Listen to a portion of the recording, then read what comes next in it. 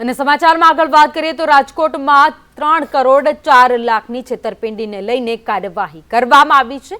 4 સ્વામી સામે lookout notice issue કરાઈ છે। એમપી સ્વામી જે.કે. સ્વામી, દેવપ્રકાશ સ્વામીને નોટિસ આપવામાં આવી છે। જમીન મકાનના ધંધાર્થી સાથે આ સ્વામીએ છેતરપિંડી કરી હતી, જેને કારણે લુકઆઉટ નોટિસ ઇસ્યુ કરવામાં આવી છે।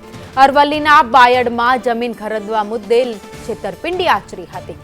મંદિર અને ગૌશાળા જમીન ખરીદવા માટે છેતરપિંડી કરી હતી। વધુ અપડેટ સાથે સંવાદદાતા મયુર સોની અમારી સાથે જોડાયા છે। મયુર, 3 સ્વામીને લુકઆઉટ નોટિસ અપાઈ છે જમીન મુદ્દે છેતરપિંડી કરવા બદલ। બિલકુલ 3.4 કરોડ રૂપિયાની છેતરપિંડીનો આખો મામલો છે અને જેમાં માધવપ્રિય ઉર્ફે એમપી સ્વામી, જયકુશળ સ્વામી જેને જે.કે. સ્વામી તરીકે ઓળખવામાં આવે છે, આ ઉપરાંત દેવપ્રકાશ સ્વામી અને અન્ય એક સ્વામી છે તેમની સામે ગુનો દાખલ કરાયો છે અને સાથે જ આ સ્વામીઓ દેશ છોડીને ભાગી ના જાય એના માટે લુકઆઉટ નોટિસ છે એ પણ જારી કરવામાં આવી છે। મહત્વની વાત એ છે કે રાજકોટના લોકો છે તેમની સાથે મોટા પ્રમાણની છેતરપિંડી થઈ હતી।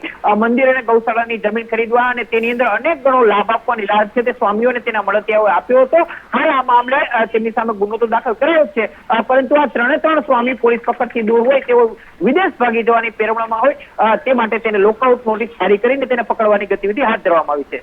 આભાર માહિતી માટે।